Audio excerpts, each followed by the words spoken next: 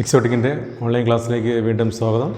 കഴിഞ്ഞ ദിവസം നമ്മൾ ചർച്ച ചെയ്ത കോൺസ്റ്റിറ്റ്യൂഷൻ വൈ ആൻഡ് ഹൗ എന്ന് പറയുന്ന ചാപ്റ്ററിലെ ഫീച്ചേഴ്സ് ഓഫ് ഇന്ത്യൻ കോൺസ്റ്റിറ്റ്യൂഷൻ എന്ന് പറയുന്ന ടോപ്പിക്കാണ് ഇന്ന് നമ്മൾ ചർച്ച ചെയ്യുന്നത്.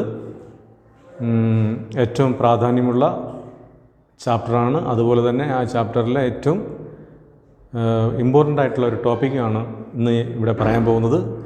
Features of Indian constitution. Features of Indian constitution, അതായത് ഇന്ത്യൻ ഭരണഘടനയുടെ സവിശേഷതകൾ എന്തെല്ലാം എന്നുള്ളതാണ് നമ്മൾ പറയുന്നത്. നമ്മൾ പറഞ്ഞു ഇന്ത്യൻ ഭരണഘടന എന്ന് പറയുന്നത് റിട്ടൺ ഡോക്യുമെൻ്റാണ്, അല്ലേ? എഴുതപ്പെട്ട ഭരണഘടനയിലെ ഏറ്റവും വലിയ ഒരു ഭരണഘടനയാണ് ആർക്കുള്ളത്? ഇന്ത്യക്ക് ഉള്ളത്. അപ്പോൾ അവിടെ നമ്മൾ ഒന്നാമതായിട്ട് പഠിക്കേണ്ട പോയിൻ്റ് എന്ന് പറയുന്നത് it is an lengthiest and written constitution of the world എന്നാണ്. ലെങ്തിയസ്റ്റ്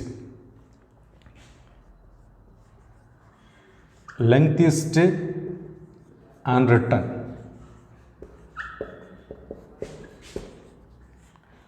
ലെങ്തിയസ്റ്റ് ആൻഡ് റിട്ടൺ എന്ന് പറഞ്ഞാൽ ലെങ്തിയസ്റ്റ് മീൻസ് എന്താണ്? ബൃഹത്തായ എന്നാണ്. ബൃഹത്തായ, ഏറ്റവും വലുത് എന്നാണ്. ഏറ്റവും അല്ലെങ്കിൽ ലെങ്തിയസ്റ്റ് ആൻഡ് റിട്ടൺ, എഴുതപ്പെട്ടതിൽ ഏറ്റവും ബൃഹത്തായ ഒരു ഭരണഘടനയാണ്, അല്ലെങ്കിൽ ഏറ്റവും വലിയൊരു ഭരണഘടനയാണ് ആർക്കുണ്ടത്? ഇന്ത്യക്ക് ഉള്ളത്. അതാണ് ഒന്നാമത്തെ ഇന്ത്യൻ ഭരണഘടനയുടെ ഒന്നാമത്തെ ഫീച്ചേഴ്സ് എന്ന് പറയുന്നത്. ഓക്കെ, അതാണ് lengthiest and written constitution in the world. ലോകത്തിൽ തന്നെ എന്താണ് ഏറ്റവും വലുതും അതുപോലെ തന്നെ എഴുതപ്പെട്ടതും ആയിട്ടുള്ള ഭരണഘടനയാണ് ആർക്കുള്ളത്? ഇന്ത്യക്ക് ഉള്ളത്. രണ്ടാമത് പറയുന്നത് ഈ ഒന്നുകൂടെ പറയാം. ഈ ലെങ്തിയസ്റ്റ് തന്നെ കൊണ്ട് ഉദ്ദേശിക്കുന്നതെന്ന് പറഞ്ഞാൽ ബൃഹത്തായ എന്ന് പറയാൻ കാര്യം, നമുക്ക് നിരവധി ആർട്ടിക്കിൾസ്, അല്ലേ, അനുച്ഛേദങ്ങളുണ്ട്, അമെൻമെൻറ്റുകൾ, ഇതിൻ്റെ എല്ലാം കൂടെയുള്ള ഒരു ആകെ തുകയാണ് എന്തെന്ന് പറയുന്നത് ലെങ്തിയസ്റ്റ് എന്ന് കൊണ്ട് ഉദ്ദേശിക്കുന്നത്. മനസ്സിലായില്ലേ? ഏതാണ്ട് 444 ആർട്ടിക്കിൾസ് മാറി വരും, പുതിയ ആർട്ടിക്കിൾസ് വരും, പുതിയ അമെൻമെൻറ്റുകൾ വരും, ഷെഡ്യൂളുണ്ട്. മനസ്സിലായില്ലേ? അതുപോലെ പാർട്സ് ഉണ്ട് ഇന്ത്യൻ ഭരണഘടനയ്ക്ക്, 22 പാർട്സ്. അതുപോലെ തന്നെ ഏതാണ്ട് 12ഓളം ഷെഡ്യൂൾസ്, പട്ടികകളുണ്ട്. മനസ്സിലായില്ലേ? അപ്പോൾ ഇത്രയും ആർട്ടിക്കിൾസും അതുപോലെ തന്നെ അമെൻമെൻറ്റും അതുപോലെ തന്നെ ഷെഡ്യൂള്, പാർട്സ്, ഇതെല്ലാം കൂടെ ഉള്ള ഒരു ഭരണഘടന, അതാണ് ഇവിടെ പറയുന്നത്, അതാണ് ഇവിടെ കൊണ്ട് ഉദ്ദേശിക്കുന്നത്. It is an lengthiest and written constitution in the world. ലോകത്തിൽ തന്നെ എഴുതപ്പെട്ടതും അതുപോലെ തന്നെ ബൃഹത്തായതും, അല്ലെങ്കിൽ എഴുതപ്പെട്ടതിൽ ഏറ്റവും വലിയൊരു ഭരണഘടനയാണ് ആർക്കുള്ളത്? ഇന്ത്യക്ക് ഉള്ളത്. അത് ഇന്ത്യൻ ഭരണഘടനയുടെ ഫീച്ചറാണ്. മനസ്സിലായില്ലേ? രണ്ടാമതായിട്ട് പറയുന്നത്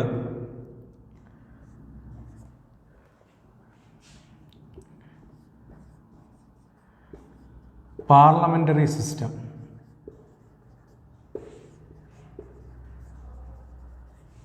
ഇന്ത്യൻ ഭരണഘടനയിൽ അധിഷ്ഠിതമായിട്ടുള്ള മറ്റൊരു ഫീച്ചേഴ്സാണ് പാർലമെൻ്ററി സിസ്റ്റം. ഇന്ത്യ എന്ന് പറയുന്നത് ഒരു പാർലമെൻ്ററി ഫോം ഓഫ് ഗവൺമെൻറ്റാണ്, അല്ലെങ്കിൽ ഒരു പാർലമെൻ്ററി സിസ്റ്റമാണ് ഇന്ത്യയിൽ നിലനിൽക്കുന്നത്. അപ്പോൾ ആ പാർലമെൻ്ററി സിസ്റ്റത്തിൽ വരുന്ന ഒരു പ്രത്യേകത, അല്ലെങ്കിൽ നമ്മൾ ആ സിസ്റ്റം തന്നെ നമ്മൾ കടമെടുത്തത് ബ്രിട്ടനിൽ നിന്നാണ്. നമ്മൾ എന്ത് ചെയ്യുന്നത്? ആ പാർലമെൻ്ററി സിസ്റ്റം എന്ത് ചെയ്യുന്നത്? കടമെടുത്തത്, ആ പ്രൊവിഷൻസ് നമ്മൾ കടമെടുത്തത്. അപ്പം അങ്ങനെയുള്ള ഒരു സിസ്റ്റം, അല്ലെങ്കിൽ ഒരു പാർലമെൻ്ററി ഫോം ഓഫ് ഗവൺമെൻറ്, ആ രീതിയിലുള്ള ഒരു ഭരണം ആണ് നമ്മൾക്ക് ഇവിടെ നിലനിൽക്കുന്നത്. അത് നമ്മുടെ ഭരണഘടനയുടെ മറ്റൊരു ഫീച്ചേഴ്സ് ആണ്. കേട്ടോ? മൂന്നാമതായിട്ട് പറയുന്നത് ഫണ്ടമെൻ്റൽ റൈറ്റ്സ് ഒരു ഫീച്ചേഴ്സാണ്. ഫണ്ടമെൻ്റൽ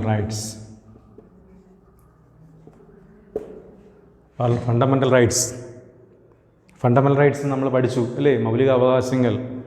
ഭരണഘടനയുടെ പാർട്ട് 3 ആർട്ടിക്കിൾ 14 മുതൽ 32 വരെയുള്ള 42-32 വരെയുള്ള വകുപ്പുകളിൽ എന്തിനെക്കുറിച്ചാണ് പറയുന്നത്? ഭരണഘടനയുടെ മൗലികാവകാശങ്ങളെക്കുറിച്ചാണ് പറയുന്നത്.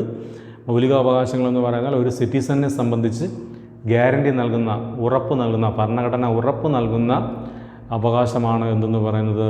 മൗലികാവകാശങ്ങളെന്ന് പറയുന്നത്. ഈ മൗലികാവകാശം നമ്മൾ എവിടെ നിന്നാണ് കടമെടുത്തത്? നമ്മൾ കഴിഞ്ഞ ദിവസം പറഞ്ഞു അല്ലേ, അമേരിക്കയിൽ നിന്നാണ് നമ്മൾ ആ ഒരു പ്രൊവിഷൻസ് കടമെടുത്തത്. അപ്പോൾ ഇത് ഏറ്റവും പ്രധാനപ്പെട്ട ഒരു ഫീച്ചർ, ഇന്ത്യൻ ഭരണഘടനയെ സംബന്ധിച്ച് ഏറ്റവും പ്രധാനപ്പെട്ട ഒരു ഫീച്ചറായിട്ട് എന്തിനെ കരുതാം? ഈ പറഞ്ഞ ഫണ്ടമെൻ്റൽ റൈറ്റ്സിനെ കരുതാം. അതുപോലെ മറ്റൊരു ഫീച്ചേഴ്സാണ്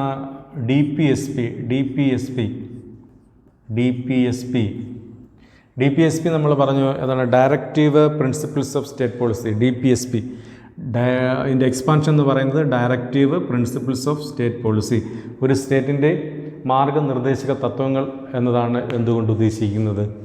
DPSP കൊണ്ട് ഉദ്ദേശിക്കുന്നത് ഒരു സ്റ്റേറ്റിൻ്റെ മാർഗനിർദ്ദേശക തത്വങ്ങൾ എന്ന് പറഞ്ഞാൽ സ്റ്റേറ്റ് എങ്ങനെയായിരിക്കണം, സ്റ്റേറ്റ് എന്തെല്ലാം കാര്യങ്ങളാണ് ചെയ്യേണ്ടത്, സ്റ്റേറ്റ് ഏതെല്ലാം കാര്യങ്ങൾക്ക് മുൻതൂക്കം കൊടുക്കണം, അങ്ങനെയൊക്കെ പറയുന്ന കൺസെപ്റ്റാണ് എന്തെന്ന് പറയുന്നത് DPSP എന്ന് പറയുന്നത്.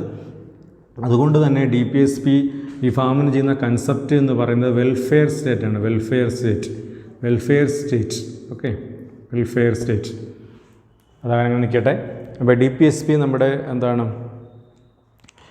നമ്മുടെ ഇന്ത്യൻ ഭരണഘടനയുടെ ഏറ്റവും പ്രധാനപ്പെട്ട ഒരു ഫീച്ചറാണ് directive principles of state policy.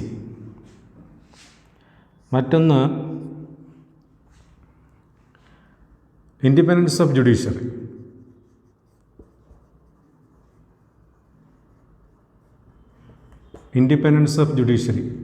അതായത്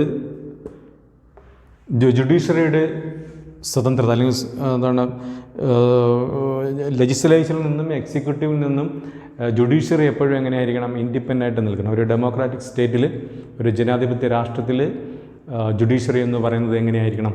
ഇൻഡിപെൻഡൻ്റ് ആയിരിക്കണം, സ്വതന്ത്രമായിരിക്കണം. മനസ്സിലായില്ലേ? അപ്പോൾ അതാണ് എന്തുകൊണ്ട് ഉദ്ദേശിക്കുന്നത്? ആ ഒരു കൺസെപ്റ്റാണ് ഇവിടെ ഇൻഡിപെൻഡൻസ് ഓഫ് ജുഡീഷ്യറി കൊണ്ട് ഉദ്ദേശിക്കുന്നത്. ഇൻഡിപെൻഡൻസ് ഓഫ് ജുഡീഷ്യറിയാണ് നമ്മുടെ ഏറ്റവും പ്രധാന ജനാധിപത്യ രാഷ്ട്രങ്ങളുടെ ആണിക്കല്ല് എന്ന് പറയുന്നത്. എന്ത് തന്നെയാണ്? പിന്നെ ജുഡീഷ്യറി തന്നെയാണ്. ജുഡീഷ്യറിയുടെ ആ സ്വതന്ത്രത ലെജിസ്ലേച്ചറിൽ നിന്നും എക്സിക്യൂട്ടീവിൽ നിന്നും എന്ത് ചെയ്യണം?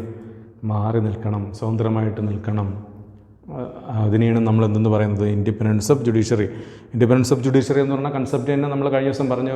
ആ പ്രൊവിഷൻസ് എവിടെ നിന്നാണ് എടുത്തത്? നമ്മൾ അമേരിക്കയിൽ നിന്നാണ് എടുത്തിട്ടുള്ളത്. അത് നമ്മുടെ ഇന്ത്യൻ ഭരണഘടനയുടെ മറ്റൊരു ഫീച്ചേഴ്സാണ്. മറ്റൊന്ന് യൂണിവേഴ്സൽ അഡൽട്ട്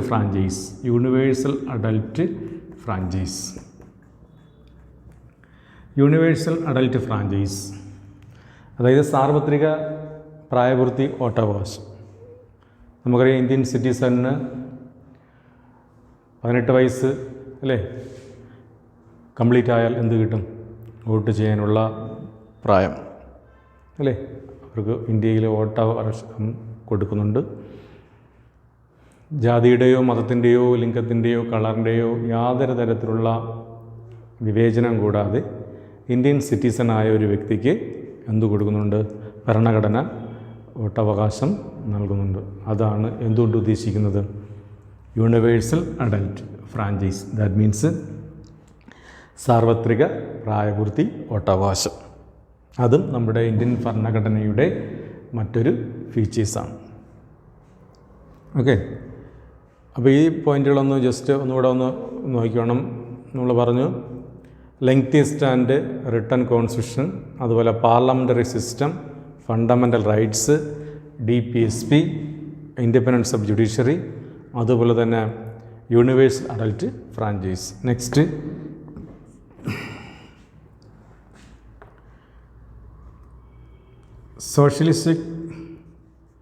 സോഷ്യലിസ്റ്റിക് ഡെമോക്രാറ്റിക്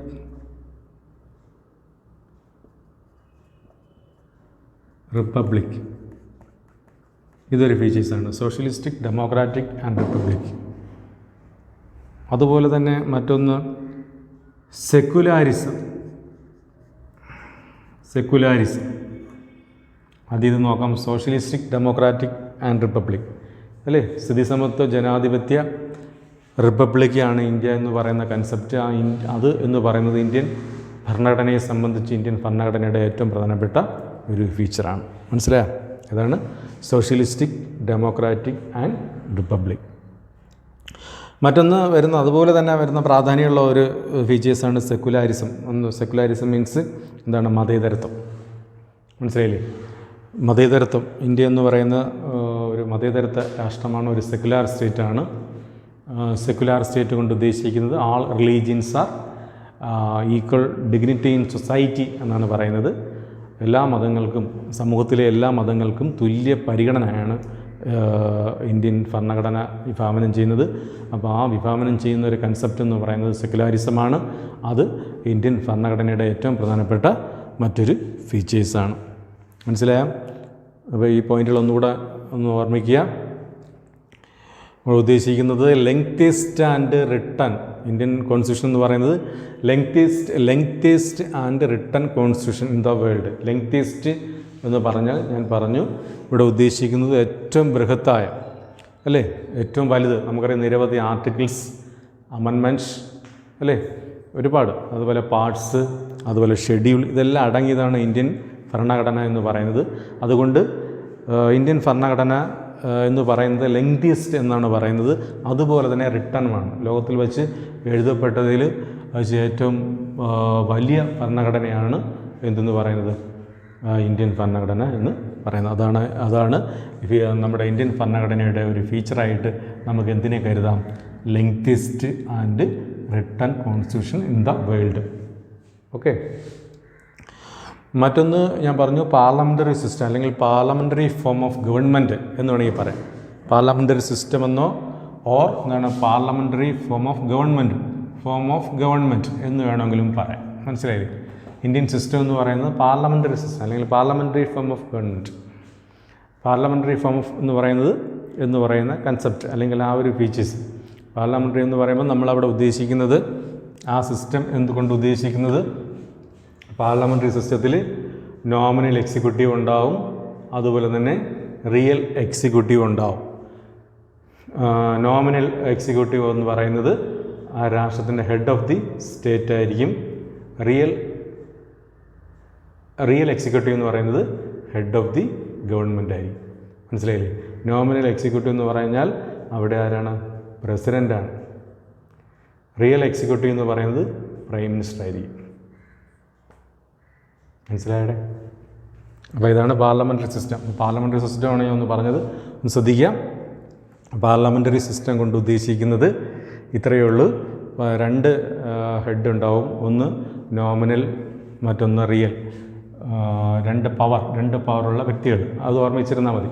ആ വ്യക്തികളെന്ന് പറയുന്നത് ഒന്ന് ഹെഡ് ഓഫ് ദ സ്റ്റേറ്റ്, അതായത് രാഷ്ട്രത്തിൻ്റെ തലവനായിരിക്കും, മറ്റൊരാൾ ഗവൺമെൻറ്റിൻ്റെ തലവനായിരിക്കും. രാഷ്ട്രത്തലവൻ എന്ന് പറഞ്ഞാൽ അവിടെ പ്രസിഡൻ്റാണ്, ആ രാജ്യത്തെ പ്രസിഡൻ്റായിരിക്കും. അതുപോലെ തന്നെ ഹെഡ് ഓഫ് ദി ഗവൺമെൻറ്റിൻ്റെ ഹെഡ് എന്ന് പറയുന്നത് പ്രൈം മിനിസ്റ്റർ ആയിരിക്കും. മനസ്സിലായത്? അപ്പോൾ ഇതിൽ ഏറ്റവും പ്രധാനമായിട്ട് റിയൽ എക്സിക്യൂട്ടീവ് എന്ന് പറയുന്നത് ആരാണ്? Prime minister. പ്രസിഡൻ്റ് എന്ന് പറയുന്നത് ആ രാജ്യത്തിൻ്റെ നോമിനൽ പവർ മാത്രമേ കാണുള്ളൂ, അല്ലെങ്കിൽ നോമിനൽ എക്സിക്യൂട്ടീവ് എന്ന് പറയും. ആ ഒരു സിസ്റ്റമാണ് എന്തുകൊണ്ട് ഉദ്ദേശിക്കുന്നത് പാർലമെൻ്ററി സിസ്റ്റം അല്ലെങ്കിൽ പാർലമെൻ്ററി ഫോം ഓഫ് ഗവൺമെൻറ് എന്ന് പറയുന്നത്. അത് പരീക്ഷയ്ക്ക് ചോദിക്കുക, അതാണ് ഒന്ന് ഡീറ്റെയിൽ ആയിട്ട് പറഞ്ഞത്. ശ്രദ്ധിക്കുക, പാർലമെൻ്ററി ഫോം ഓഫ് ഗവൺമെൻറ്റിൽ രണ്ട് ഹെഡ് ഉണ്ടാവും, രണ്ട് തലവന്മാരുണ്ടാവും. അതിൽ ഒന്ന് രാഷ്ട്രത്തലവനും മറ്റൊരാൾ ഗവൺമെൻറ്റിൻ്റെ തലവൻ. അപ്പോൾ രാഷ്ട്രത്തലവൻ എന്ന് പറയുന്നത് പ്രസിഡൻ്റായിരിക്കും, രാഷ്ട്രത്തലവൻ പ്രസിഡൻ്റായിരിക്കും. അതുപോലെ തന്നെ ഗവൺമെൻറ്റിൻ്റെ തലവൻ ഹെഡ് ഓഫ് ദി ഗവൺമെൻറ് എന്ന് പറയുന്നത് പ്രൈം മിനിസ്റ്ററും ആയിരിക്കും. മനസ്സിലായില്ലേ? ഇതിലെ ഏറ്റവും റിയൽ അധികാരം എന്ന് പറയുന്നത് ഒരു പാർലമെൻ്ററി സിസ്റ്റത്തിൽ പ്രൈം മിനിസ്റ്റർ എന്നായിരിക്കും. മനസ്സിലായി? In parliamentary system the real executive power is vested with cabinet or prime minister. മനസ്സിലായില്ലേ?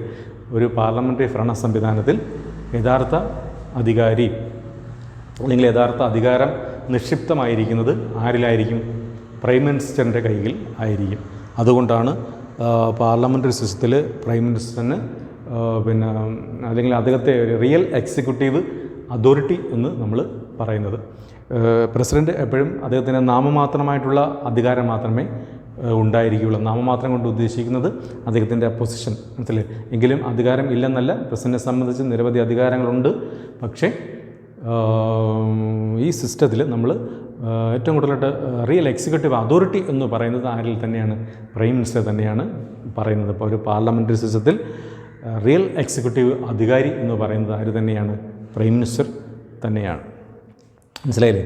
അപ്പോൾ ആ രീതിയിലുള്ള ഒരു ഭരണമാണ് എന്ത് ചെയ്യുന്നത് ഇവിടെ. അത് നമ്മുടെ ഇന്ത്യൻ ഭരണഘടനയുടെ ഒരു ഫീച്ചേഴ്സാണ്. മനസ്സിലായില്ലേ? അതാണ് parliamentary system or parliamentary form of government എന്നുകൊണ്ട് ഉദ്ദേശിക്കുന്നത്. അപ്പോൾ അതിൻ്റെ ഡീറ്റെയിൽ നമ്മൾ വേറൊരു ചാപ്റ്ററിൽ, എക്സിക്യൂട്ടീവ് എന്ന് പറയുന്ന ചാപ്റ്ററിൽ നമ്മളതിൽ വ്യത്യസ്ത തരം എക്സിക്യൂട്ടീവ്സൊക്കെ പഠിക്കുമ്പോൾ നമ്മൾ എന്ത് ചെയ്യും, അത് വളരെ ഡീറ്റെയിൽ ആയിട്ട് അതിൽ പറയുന്നുണ്ട്. അന്നേരം അത് പറയാം. അപ്പോൾ ഇതൊരു ഫീച്ചേഴ്സായിട്ട് ഇത് കണക്കാക്കണം. ഇത് പ്രധാനപ്പെട്ട ഒരു പോയിൻ്റാണ്. അപ്പോൾ ഒന്നാമത് ഞാൻ പറഞ്ഞ ലെങ്തിയസ്റ്റ് ആൻഡ് റിട്ടൺ കോൺസ്റ്റിറ്റ്യൂഷൻ, രണ്ടാമത് പാർലമെൻ്ററി സിസ്റ്റം, മറ്റൊന്ന് മൂന്നാമതായിട്ട് നമ്മൾ പറഞ്ഞ ഫീച്ചേഴ്സ് എന്ന് പറയുന്നത് ഫണ്ടമെൻ്റൽ റൈറ്റ്സാണ്. ഫണ്ടമെൻ്റൽ റൈറ്റ്സ് നമ്മൾ പഠിച്ചിട്ടുണ്ട് അല്ലേ? There are 6 categories of fundamental rights. പ്രധാനമായിട്ടും 6 തരത്തിലുള്ള മൗലിക അവകാശങ്ങളാണ് നമ്മളതിൽ പറഞ്ഞത്. ഭരണഘടനയുടെ പാർട്ട് 3 എന്ത് പരാമർശിക്കുന്നത്? ഫണ്ടമെൻ്റൽ റൈറ്റ്സ് പരാമർശിക്കുന്നത്. ആർട്ടിക്കിൾ എന്ന് പറയുന്നത് എത്രയിൽ തുടങ്ങി? ആർട്ടിക്കിൾ 14 തുടങ്ങി 32 അവസാനിക്കുന്നതാണ് ഫണ്ടമെൻ്റൽ റൈറ്റ്സ് എന്ന് പറയുന്നത്. തുടക്കത്തിൽ നമുക്ക് 7 മൗലിക അവകാശങ്ങളുണ്ടായിരുന്നു. അതിൽ നിന്ന് ഒരെണ്ണം എടുത്തു മാറ്റി. അതൊക്കെ നമ്മൾ ഡീറ്റെയിൽ ആയിട്ട് പറഞ്ഞതാണ്. ഏതാണ് എടുത്തു മാറ്റിയത്? Right property. Right property is presently dash rights എന്ന് ചോദിച്ചാൽ അവിടെ നമ്മൾ എന്ത് എഴുതണം? ലീഗൽ റൈറ്റ്സ് എന്ന് എഴുതണം. അതൊക്കെ നമ്മൾ ഡിസ്കസ് ചെയ്ത കാര്യങ്ങളാണ്. അതൊക്കെ അവിടെ നിൽക്കട്ടെ. അപ്പോൾ ഇത് ഓർമ്മിക്കുക. ഫണ്ടമെൻ്റൽ റൈറ്റ്സ് എന്ന് പറയുന്നത് നമ്മുടെ ഇന്ത്യൻ ഭരണഘടനയുടെ ഏറ്റവും പ്രധാനപ്പെട്ട ഒരു ഫീച്ചേഴ്സാണ്. മറ്റൊന്നെന്ന് പറയുന്നത് DPSP ആണ്. DPSP മീൻസ് അതിൻ്റെ എക്സ്പാൻഷൻ എന്ന് പറയുന്നത് directive principles of state policy.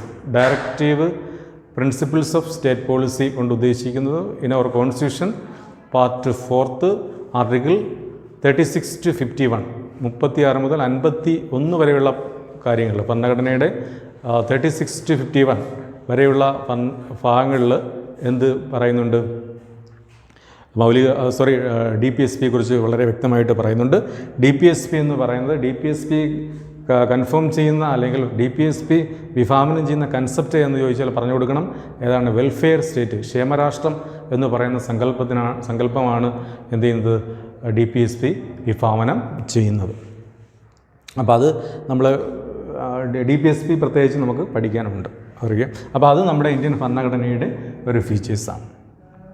മറ്റൊന്ന് ഇൻഡിപെൻഡൻസ് ഓഫ് ജുഡീഷ്യറി.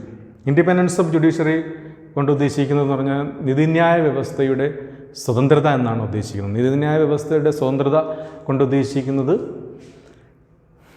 ലെജിസ്ലേച്ചറിൽ നിന്നും എക്സിക്യൂട്ടീവിൽ നിന്നും വളരെയധികം ഇൻഡിപെൻഡൻ്റായിട്ട് ആര് നിൽക്കണം? ജുഡീഷ്യറി നിൽക്കണം. മനസ്സിലായില്ലേ? നമുക്കറിയാം നമ്മുടെ ഗവൺമെൻറ് 3 ഓർഗൻസ് ഉണ്ട്. അത് ഒന്ന് ലെജിസ്ലേച്ചർ, മറ്റൊന്ന് എക്സിക്യൂട്ടീവ്, മറ്റൊന്ന് ജുഡീഷ്യറി. അതിൽ നമ്മളിപ്പോൾ പറയുന്നത് ഇതാണ്. ഇതിൽ നിന്ന് വ്യത്യസ്തമായിട്ട് ആര് മാറി നിൽക്കണം? ജുഡീഷ്യറി മാറി നിൽക്കണം. ലെജിസ്ലേച്ചറിൽ നിന്നും എക്സിക്യൂട്ടീവിൽ നിന്നും ആര്? ജുഡീഷ്യറി മാറി. എന്ന് വെച്ചാൽ ജുഡീഷ്യറി സ്വതന്ത്രമായിട്ട് നിൽക്കണം. ജനാധിപത്യ രാഷ്ട്രത്തിൽ എപ്പോഴും ആര് ഇൻഡിപെൻഡൻ്റ് നിൽക്കണം? ജുഡീഷ്യറി ഇൻഡിപെൻഡൻ്റ് നിന്നെങ്കിൽ മാത്രമേ അവിടെ ഡെമോക്രസിക്ക് വാല്യൂ ഉള്ളൂ. മനസ്സിലായില്ല? എങ്കിൽ മാത്രമേ നമുക്ക് അവിടെ ജസ്റ്റിസ് പൂർണ്ണം ആകുകയുള്ളൂ. അതുകൊണ്ടാണ് ആ ഒരു കൺസെപ്റ്റ് നമ്മുടെ ഇന്ത്യൻ ഭരണഘടനയുടെ ഒരു ഫീച്ചറായിട്ട് കണക്കാക്കുന്നത്. അതാണ് ഇവിടെ ഉദ്ദേശിക്കുന്നത്. എന്ത്? Independence of judiciary.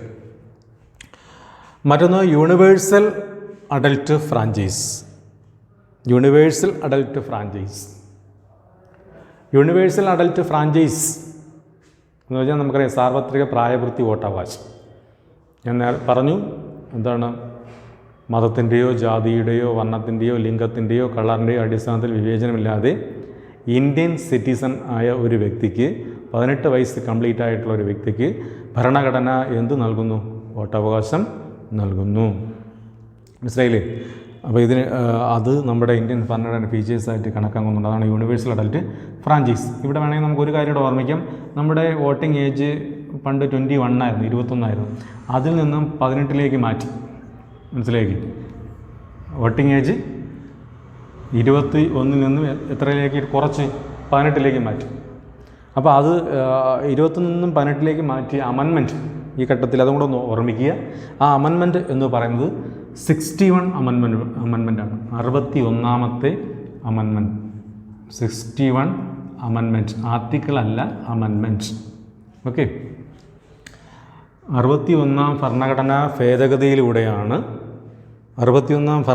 ഭേദഗതിയിലൂടെയാണ് voting age 21-ൽ നിന്നും എത്രയിലേക്ക് മാറ്റിയത്? 18-ലേക്ക് മാറ്റിയത്. അതൊരു പ്രധാനപ്പെട്ട പോയിൻ്റാണ്. അത് ഒരു മാർക്കിന് അല്ലാതെ ഓൺവേഡായിട്ടും എക്സാമിന് ചോദിക്കുന്നതുമാണ് കേട്ടോ. അപ്പോൾ വോട്ടിംഗ് ഏജ് എത്രയിൽ നിന്നും വോട്ടിംഗ് ഏജ് 21-ൽ നിന്നും 18-ലേക്ക്. അതിൻ്റെ അമെൻമെൻറ്റാണ് അത് 61 അമെൻമെൻറ്റ് പ്രകാരമാണ് വോട്ടിംഗ് ഏജ് 21-ൽ നിന്നും 18-ലേക്ക് മാറ്റിയത്. അത് ഓർമ്മിക്കുക. അപ്പോൾ അത് നമ്മുടെ ഇന്ത്യൻ ഭരണഘടനയുടെ, അതായത് യൂണിവേഴ്സൽ അഡൽട്ട് ഫ്രാഞ്ചൈസ് എന്ന് പറയുന്ന കൺസെപ്റ്റ് ഇന്ത്യൻ ഭരണഘടനയുടെ ഏറ്റവും പ്രധാനപ്പെട്ട ഒരു ഫീച്ചേഴ്സാണ്. അതുപോലെ തന്നെ മറ്റൊന്ന് പറയുന്നത് സോഷ്യലിസ്റ്റിക് ഡെമോക്രാറ്റ് ആൻഡ് റിപ്പബ്ലിക്, സ്ഥിതിസമത്വ ജനാധിപത്യ റിപ്പബ്ലിക്കൻ, അതും നമ്മുടെ ഇതിൻ്റെ ഒരു മറ്റൊരു ഫീച്ചേഴ്സാണ്. അതുപോലെ മറ്റൊന്ന് വിഭാവനം ചെയ്യുന്നതാണ് സെക്കുലാരിസം, മതേതരത്വം കൊണ്ട് ഉദ്ദേശിക്കുന്നത് നമ്മൾ പറഞ്ഞു എന്താണ്? All religions are equal dignity in society എന്നാണ് നമ്മുടെ ഭരണഘടന വിഭാവനം ചെയ്യുന്നത്. അതുകൊണ്ട് ഇന്ത്യൻ ഭരണഘടനയുടെ മറ്റൊരു ഫീച്ചേഴ്സായിട്ട് നമുക്ക് എന്തിനെ കരുതാം? സെക്കുലാരിസത്തെ കരുതാം. ലാസ്റ്റ് പോയിൻ്റ് എന്ന് പറയുന്നത് ഇതും കൂടെ ഓർമ്മിക്കുക, ജുഡീഷ്യൽ റിവ്യൂ പവർ. അതും കൂടെ ഓർമ്മിക്കുക, ജുഡീഷ്യൽ റിവ്യൂ പവർ മീൻസ് നീതിന്യായ പുനഃപരിശോധന അധികാരം എന്നാണ് എന്ന് പറഞ്ഞാൽ ഉദ്ദേശിക്കുന്നത്. അതായത് ലെജിസ്ലേച്ചറും എക്സിക്യൂട്ടീവും അവർക്ക് കൃത്യമായി ചെയ്യേണ്ട ഡ്യൂട്ടീസ് ചെയ്തില്ല എന്നുണ്ടെങ്കിൽ, അല്ലെങ്കിൽ അത് ചെയ്യുന്ന ഡ്യൂട്ടികൾ ഭരണഘടനയ്ക്ക് വിരുദ്ധമാണെങ്കിൽ കോടതി എന്ത് ചെയ്യും? അതിൽ ഇടപെടും. മനസ്സിലായില്ലേ? ഗവൺമെൻറ്റിലെ, അതായത് ലെജിസ്ലേച്ചർ, എക്സിക്യൂട്ടീവ് അവർ ചെയ്യേണ്ട കാര്യങ്ങൾ കൃത്യമായിട്ട് ചെയ്യുകയും അതുപോലെ തന്നെ ചെയ്യുന്ന കാര്യങ്ങൾ ഭരണഘടനയ്ക്ക് വിരുദ്ധമാണെങ്കിൽ, ഭരണഘടനയിൽ പറയുന്ന റൂൾസിന് വിരുദ്ധമാണെങ്കിൽ അതിനെ എതിർക്കാനുള്ള അധികാരവും ആർക്കുണ്ടായിരിക്കും? കോടതികൾക്കുണ്ടായിരിക്കും. കോടതിയുടെ ഈ അധികാരത്തെ വിളിക്കുന്ന പേരാണ് എന്തെന്ന് പറയുന്നത്? Judicial review power. മനസ്സിലായില്ലേ? ഇത് നമ്മൾ അമേരിക്കയിൽ നിന്ന്, നമ്മൾ കഴിഞ്ഞ ദിവസം പറഞ്ഞു, ഈ ഒരു കൺസെപ്റ്റ് എന്ന് പറയുന്നത് അമേരിക്കയിൽ നിന്നും കടമെടുത്തതാണ്. അപ്പം ആ ഒരു കൺസെപ്റ്റും നമ്മുടെ ഇന്ത്യൻ ഭരണഘടനയുടെ മറ്റൊരു ഫീച്ചേഴ്സാണ്. അപ്പോൾ ജുഡീഷ്യൽ റിവ്യൂ പവർ. ഓക്കെ, അപ്പോൾ ഇത്രയാണ് നമ്മൾ ഇന്ന് പറഞ്ഞ ഈ ടോപ്പിക്കിൻ്റെ കാര്യങ്ങൾ. ടോപ്പിക്ക് ഇതായിരുന്നു നമ്മൾ പഠിച്ചത്, features of Indian constitution, Indian ഭരണഘടനയുടെ ഏറ്റവും പ്രധാനപ്പെട്ട ഫീച്ചേഴ്സ്. ഒന്നുകൂടെ പറയാം. ഒന്ന്, lengthiest and written constitution of the world. മറ്റൊന്ന്, പാർലമെൻ്ററി സിസ്റ്റം അല്ലെങ്കിൽ പാർലമെൻ്ററി ഫോം ഓഫ് ഗവൺമെൻറ്. മറ്റൊന്ന്, ഫണ്ടമെൻ്റൽ റൈറ്റ്സ്. മറ്റൊന്ന്, DPSP directive principles of state policy. മറ്റൊന്ന്, independence of judiciary. Next, universal adult franchise, socialistic democratic and republic, secularism, അതുപോലെ judicial review power. ഇതിൽ ഈ one word ഒന്ന് ഓർമ്മിച്ചോളണം. Voting age 21-ൽ നിന്നും 18-ലേക്ക് മാറ്റിയ amendment എന്ന് പറയുന്നത് 61 അമെൻമെൻറ്റ്. ഓക്കെ, അപ്പോൾ ഇത്രയും കാര്യങ്ങൾ കൃത്യതയോടുകൂടി പഠിക്കുക. വളരെ പ്രധാനപ്പെട്ട ഒരു ടോപ്പിക്കാണ്. ഓക്കെ.